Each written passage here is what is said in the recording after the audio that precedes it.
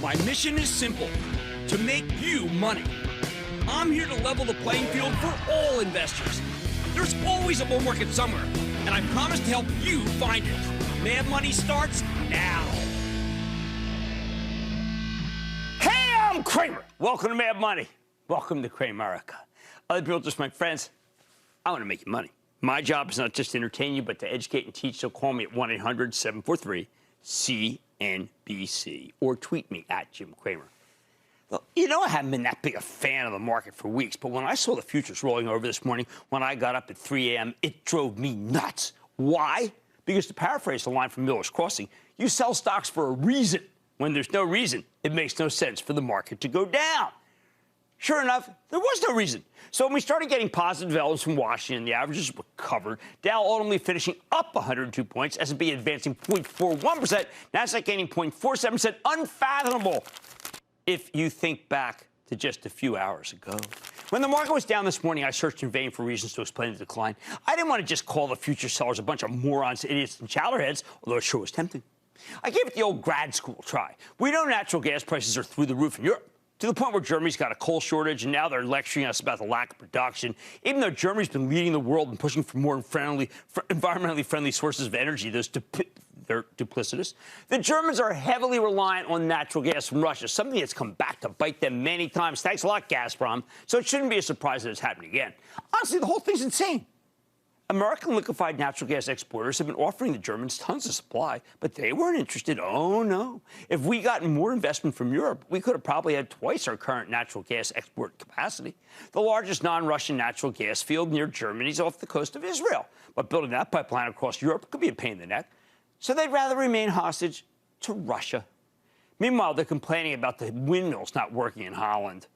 I'm like Don Quixote. I know a windmill when I see one. And I see millions of them in Europe. They just don't seem to get the renewable energy over there. The sources there are inherently unreliable. You can't go all in on wind until we have better storage technology to cope with the weather. And while it might always be sunny in Philadelphia, Germany's sunny about 30% of the time. Now, if you're wondering what the European energy crisis has to do with the United States, well, then you're not alone. I think that's a ridiculous reason for our stock market to get hit. But our futures take their cue from the European bourses. This bogus linkage reminds me of what happened when Europe had its financial crisis a decade ago. Their banks would routinely cause a sell-off at our banks, even though there was no connection. It was moronic, but in the end, it created great buying opportunities. And then there's Asia.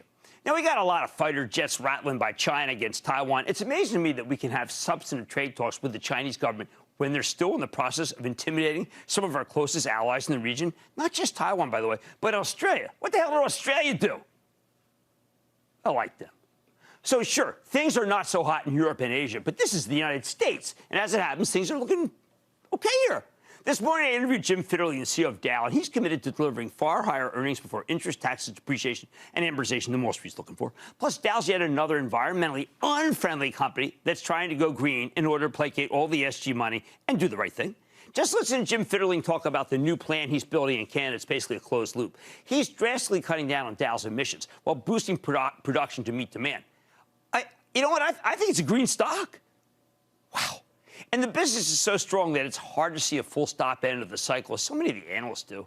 Oh, then there's GM. Yeah, General Motors, with its plan to make a gigantic number of electric vehicles over the next few years, and many more going toward hands-free, ultimately going to 95%. Can you believe that? 95%, which could help us, by the way, solve this trucking shortage where we just don't have enough drivers.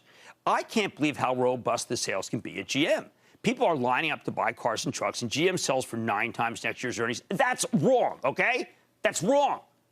Dow and GM have gotten religion on the environment, not just because it helps them look good, although it does, but they didn't have enough reasons to do it before. They're doing it because it's good business, good for their stocks because of all these ESG funds. And it has the added advantage of being good for the world, of which, by the way, Mary Barra and Jim Fitterling inhabit and actually care about.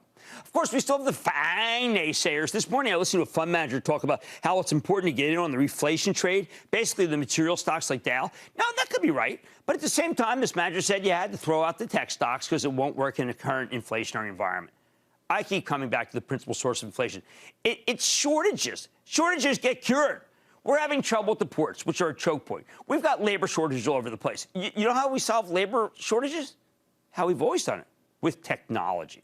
You know which companies don't have good stuff off the coast of California? Technology, the cloud stocks. So don't tell me they're not. Don't tell me they're wrong here. I've heard people say the government should step in and sort out the supply chain mess. I wish we had a government that could solve logistics problems. But honestly, they should just subcontract this one out to Jassy over to Amazon. Those guys know how to fix a broken supply chain from the ship to the shore to your house. Let the experts handle it. I'll let you Google have a piece of the action, too. Of course, Facebook's got real problems, but I think they're making progress. Oh, man, I know, big blowback. Mark Zuckerberg penned a long missive about what his company's doing right now to rebut the recent revelations that put Facebook in a very bad light. Okay, it's not enough. But at least he's talking about safety being a core value and his need as a parent to personally take charge of Facebook's teenage problem. I know Zuckerberg doesn't think there's any meat to the revelations. He stresses over and over again that Facebook has industry-leading safeguards, although maybe that's not saying much given the state of the social media industry. I just hope he understands that he's running the largest media company in the world. And if Facebook's got content that's genuinely harming adolescents, they got to catch it. I think actually resolving this issue could be pretty expensive. But Zuckerberg, I believe, is going to embrace a safety-first attitude, even if it hurts earnings. He personally must take charge of this issue to catch what's happening. I know many of you may disagree with this, but after reading this morning's tweet, I think he's going to do it. Still, putting it all together, it made no sense for the market to be down hard this morning. Many of the problems that have been weighing on the average are self-inflicted wounds, man-made problems created in Washington. While man-made problems are very stupid and frustrating, they are also easy to solve.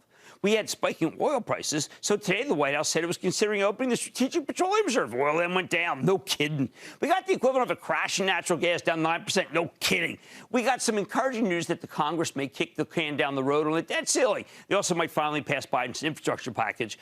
All of those are positives. More on one of them later. No wonder the averages came roaring back. Here's how I see this moment. We're at the cusp of coming to an end of the most seasonally difficult part of the year. COVID's on the mend, and the regions that were hardest hit by the Delta variant now have the best business growth in the country. Hey, Marty Mucci just told us that the other night on Paychecks. These are reasons to buy, not sell. Even as we know that historically the next 10 days will be a lot more like this morning than this afternoon. Oh, by the way, Costco, an investment club special, after the close, delivered a monster number that can only help the bullish cause. We did a piece about Costco earlier in the day, talking at best of breed. Bottom line, after weeks of carnage, where did you get that? After weeks of carnage, where every rally turned out to be a trap, people just don't know what to do. And when they're confused, of course, they sell. At this point, though, you need to think about why you own stocks in the first place. Maybe you sold at 9:30. I hope not. If the thesis is still intact and nothing's changed for the worse, then it's time to have some conviction. And as I told investment club members yesterday, I think that when the market's down like it was this morning, you do some buying. How about we go to Jim in Florida? Jim! Booyah, Jim.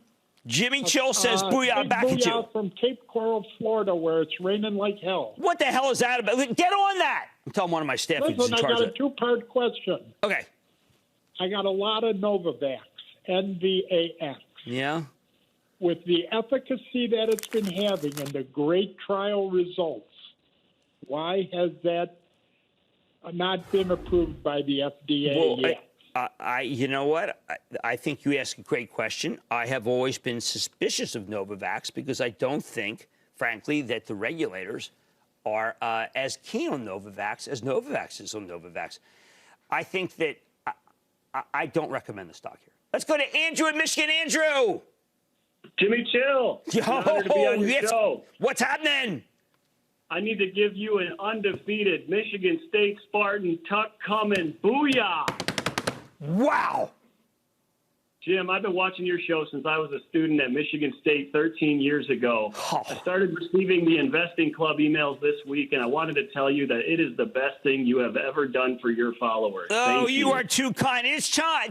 I should have done a club like this years ago. I don't want your money. I don't want your commissions. I want to teach. I got the right thing. Thank you very much. I'll go. I want to teach at Michigan State. Let me go. Let me go back there. I'm going to go back to Michigan and do some teaching. It's the best. We appreciate the honesty, and I look forward to it every day. Thank you. Thank you very much. We got many more to come. We got another bulletin I'm preparing just as I took during the commercial. What's happening? Can't wait.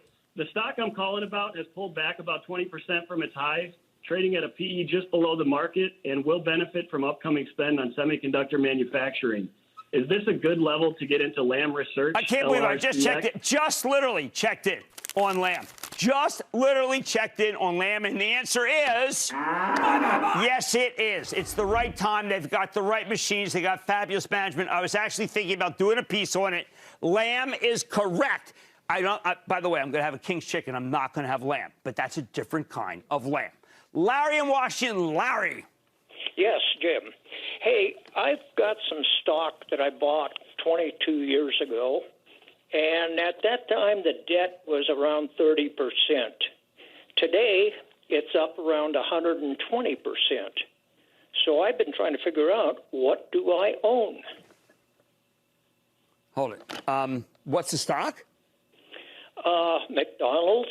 Oh, geez, McDonald's is the stock. You own that because the dividend keeps going higher, because the business is terrific, management is strong. They've got so much greenfield right now. They didn't develop the club that I wanted to do. I think McDonald's is fantastic stock to own.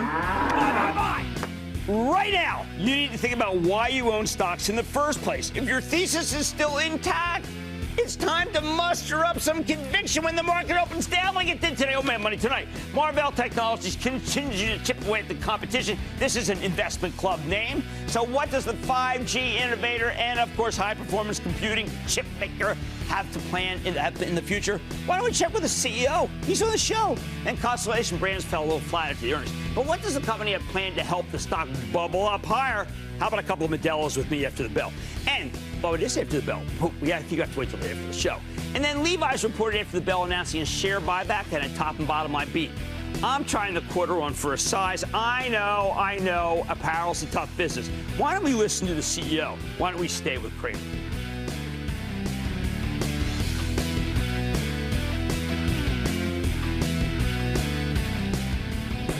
Don't miss a second of Mad Money. Follow @Jim Cramer on Twitter. Have a question? Tweet Cramer. #MadTweets. Send Jim an email to madmoney@cnbc.com or give us a call at 1-800-743-CNBC. Miss something? Head to madmoney.cnbc.com.